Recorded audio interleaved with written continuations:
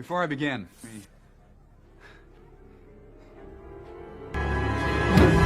Adegan diawali dengan memperlihatkan sebuah fenomena yang sangat aneh di mana beberapa orang tiba-tiba mengalami kematian mendadak hingga membuat seluruh kota kacau balau. Belum diketahui apa penyebabnya, tapi ini akan menjadi awal mimpi buruk bagi seluruh umat manusia di planet bumi.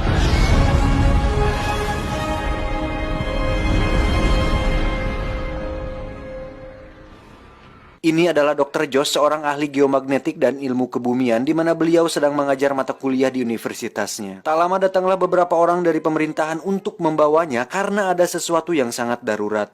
Dan ya, sudah tidak aneh lagi, pasti kalau film-film disaster atau alien macam World of War, Independence Day, terus 2012 movie, pasti kalau ada kejadian aneh langsung merekrut para ahli, ya kan? Terus nanti pasti dia yang selamat dari bencananya, ya kan? Sudah tertebak dong. Tapi nggak apa-apa, kita nikmati saja. Mungkin bayarannya lebih besar.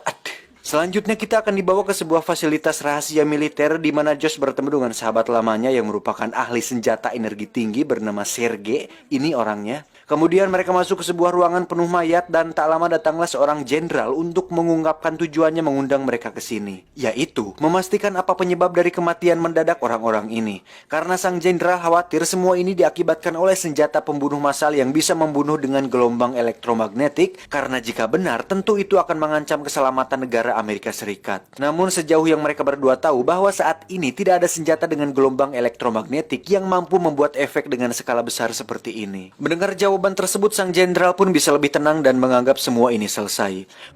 okay, we're done. We're not done, sir. Faktanya, semua ini belumlah selesai seperti apa yang dikatakan oleh Chungur si jenderal, karena kembali terjadi anomali aneh di mana sekawanan burung tiba-tiba menggila dan membuat kekacauan di kota London. What is it, sweetheart?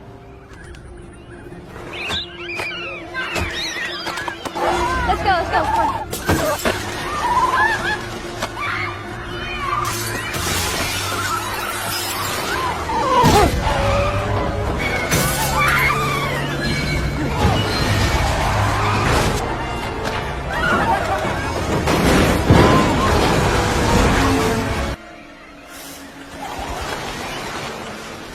Melihat berita tersebut, Josh semakin penasaran dan merasa bahwa ada sesuatu yang besar sedang terjadi. Untuk itu, dia menyuruh timnya mengumpulkan data geomagnetik selama 2 tahun ini dan mencoba memulai penelitian untuk mencari jawaban atas kejadian yang sedang terjadi saat ini. Just use your imagination. That is a huge circle. You're wrong. Adegan berpindah keluar angkasa di mana kita akan diperlihatkan seorang pilot wanita bernama Rebecca. Terlihat bahwa pesawat ulang-alik yang dikendarainya baru saja memasuki atmosfer dan sebentar lagi akan mendarat.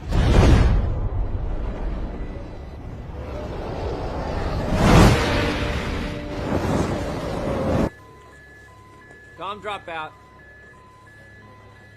Namun saat mencapai 15.000 kaki dari permukaan, tiba-tiba navigasi mereka mengalami error yang membuat Rebecca dan tim harus mendarat tepat di pusat kota. They're gonna hit downtown LA at 300 knots.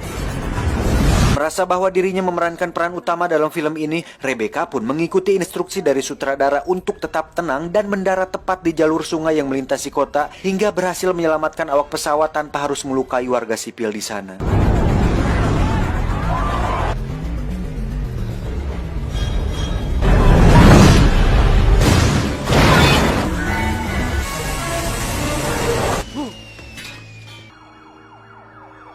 Coba kalau antum dalam situasi seperti itu, mungkin sudah teriak-teriak, "Ah, tidak! Tolong! Tolong!" Makanya kayak saya dong, sering-sering main pilot simulator di Android. Adegan berpindah ke Josh yang sudah mendapatkan hasil dari penelitiannya. Terlihat dia sedang menunggu seseorang yang sangat penting dan merupakan seorang ilmuwan terkenal sekaligus penasihat negara bernama Dr. Jimsky. Tujuan Josh menemuinya tentu saja untuk memperlihatkan hasil dari penelitiannya, yang mana Jimsky memiliki kapasitas untuk didengar oleh pemerintah. Karena ternyata Josh menemukan fakta mengejutkan bahwa planet bumi sedang dalam masa menuju kiamat. Waduh, belum sempat kebeli PS4 lagi. Setelah melihat berkas penelitiannya, Jimsky tentu tidak mudah untuk menerimanya dan merasa bahwa dirinya tidak mungkin melewatkan hal itu. Namun faktanya, itu memang benar-benar terjadi. Axel, start up any day now.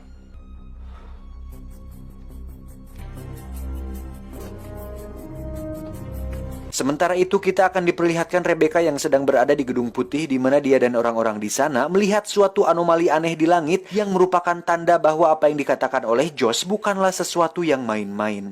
Rebecca, would you excuse me, please? Excuse me.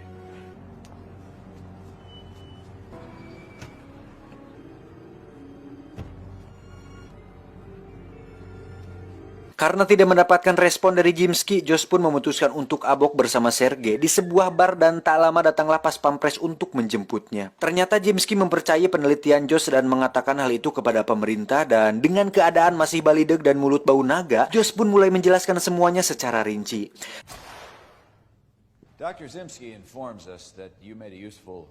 Dan apa yang akan dikatakan Josh sebenarnya sudah kita belajari waktu masih sekolah dan saya akan mencoba menjelaskannya kepada Anda dengan lebih sederhana. Bahwa bumi terdiri dari beberapa lapisan yang di tengahnya ada sebuah inti yang terus berputar seperti mesin sehingga menghasilkan medan elektromagnetik yang kita tahu menciptakan medan magnet antara kutub utara dan selatan. Nah, yang menjadi masalah adalah inti bumi sekarang mulai berhenti berputar. Entah karena kehabisan oli atau sudah lelah, yang pasti itu terjadi saat ini. Pak Jenderal bertanya, apa yang akan terjadi jika inti bumi berhenti total? Tolong jawab, John. Pertanyaan bagus, Pak. Ketika inti berhenti, tentu medan elektromagnetik menjadi tidak stabil, maka kita akan melihat semua pesawat jatuh dari langit, semua alat elektronik akan terbakar, badai super besar di mana-mana, dan sambaran petir akan menyambar per 2 km persegi di setiap wilayah. Petir loh ini ya. Nah, yang paling fatal adalah bahwa medan elektromagnetik melindungi planet bumi seperti sebuah perisai, yang mana hal itu melindungi kita dari badai matahari yang panasnya bisa melelehkan sebuah sosis bakar dan pemilik-pemiliknya. Dan ketika medan elektromagnetik itu hilang, maka planet bumi akan kembali ke zaman batu. Dr. Zimski. This is the Earth without the EM field. 3 months, gentlemen, and we're back in the Stone Age. Dan Josh mengatakan bahwa kita hanya punya waktu 3 bulan sebelum semua itu benar-benar terjadi. Saat Pak Jenderal bertanya bagaimana solusinya, Josh mengatakan bahwa satu-satunya cara untuk menghentikan itu semua adalah dengan menggerakkan kembali inti bumi menggunakan nuklir yang diledakkan. Masalahnya, kita tidak mungkin pergi ke sana karena manusia hanya bisa menggali sekitar 12 km ke bawah tanah, dan itu ada di dunia nyata, yaitu proyek KSB atau Kola Super Deep Borehole di Rusia. Nah, bagaimana antum bisa pergi ke sana jika proyek KSB saja memerlukan waktu 20 tahun untuk menggali, sedangkan kita hanya punya waktu sekitar 3 bulan sebelum kiamat terjadi. Bagaimana muklis kita bisa selamat? Tolong! Di tengah kebingungan itu, Jimski pun mengatakan, What if we could?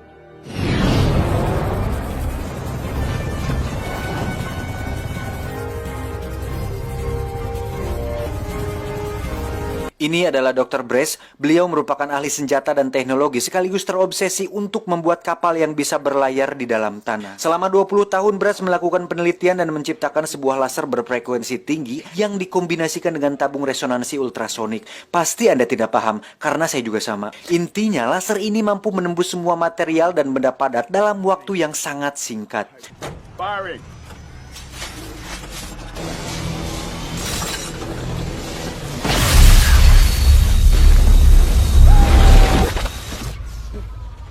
I'm officially impressed.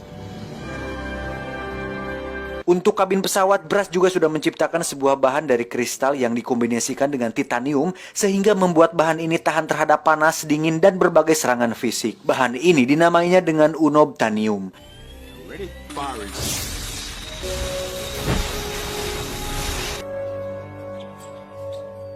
I call it unobtainium. Untuk ruang kokpit, Brace juga sudah membuat prototipenya dan itu masih berupa bahan seala kadarnya karena budgetnya tidak cukup, sehingga dia menyimpulkan bahwa kapal yang diidam-idamkannya ini akan selesai sekitar 12 tahun. Pak Jenderal bertanya, apa yang Brace butuhkan untuk menyelesaikan kapal ini dalam waktu 3 bulan? $50 billion. Dan Jenderal pun menyetujuinya. Will you take a check? Adegan berpindah ke seorang hacker paling handal di dunia bernama Red, di mana dia meminta untuk menghack seluruh sistem di dunia dengan tujuan untuk merahasiakan semua data mengenai proyek menuju inti bumi ini. Dan dengan beberapa syarat kecil, Red pun menyetujuinya. Selanjutnya kita berpindah ke Rebecca, di mana setelah kejadian mendarat darurat tersebut, dirinya dinonaktifkan dan secara rahasia, sekarang dia direkrut kembali untuk menjadi pilot dalam misi menuju inti bumi ini. Setelah tim sudah lengkap, mereka pun mengumpulkan ilmuwan dan semua orang cerdas di planet bumi untuk memulai proyek menyelamatkan planet bumi. Gentlemen, this is your crew. Thank you. Thank you. I'll outline our program over the next 3 months. Kapal ini sendiri didesain mirip sekali dengan kereta api yang terdiri dari beberapa gerbong yang dinamakan kabin dan didorong menggunakan baling-baling super kuat dengan dibantu oleh gerigi gerak yang terdapat di badan kapal. Mirip sekali dengan binatang cacing. Dan untuk ruang kokpit, Bridge menggunakan gyro gimbal agar mereka tetap sejajar dan tidak nungir saat menggali ke dalam tanah. Untuk melihat jalur yang dilalui, Josh sudah melakukan penelitian dan menciptakan sebuah alat yang mirip CT scan yang secara kasarnya bisa melihat dengan tembus pandang. Itu tentu akan mempermudah mereka untuk melalui jalur menuju inti bumi. It's better. It's better. Red sendiri memulai tugasnya untuk melindungi proyek ini menggunakan virus ciptaannya sehingga tidak ada satupun data yang bisa bocor dan diketahui oleh publik. Meanwhile, there are a million puzzles ahead of us, and we have 3 months to solve them. With your help, we can succeed. Selama mereka berlatih dan melakukan simulasi mengendalikan kapal, efek dari ketidakstabilan medan elektromagnetik mulai menunjukkan gejalanya. Lightning superstorm. Uh-oh. Rome does not look good. Di mana langit Roma tiba-tiba berubah dan beberapa benda yang terbuat dari metal mengeluarkan semacam listrik statis. Dan seperti yang sudah dikatakan tadi, bahwa petir mulai menyambar hingga beberapa bangunan bersejarah di Roma dibuat hancur hingga menimbulkan kepanikan orang-orang.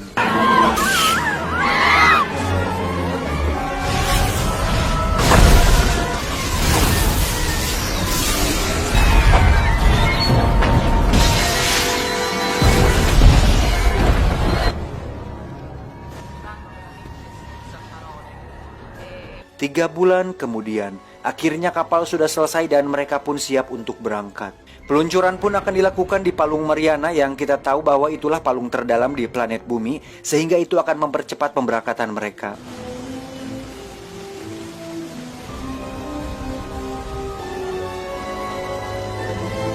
Dan sekedar untuk mengingat bahwa yang akan berangkat dalam misi ini ada 6 orang, yaitu Josh, Rebecca, Jimsky, Brez, Sergei, dan satu lagi rekannya Rebecca yang seorang komandan, yaitu Robert.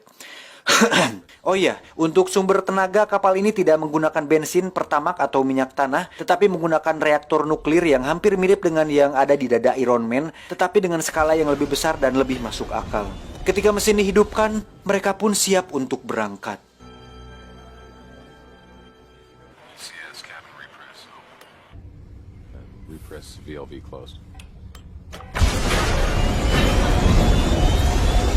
Pad leader, stand by for launch. 1, launch.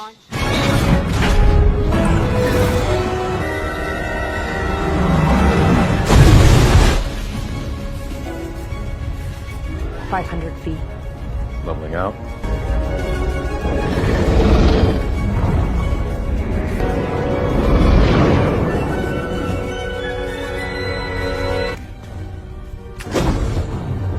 Okay, guys, let's swing forward. Gyro leveling operational. High integrity holding.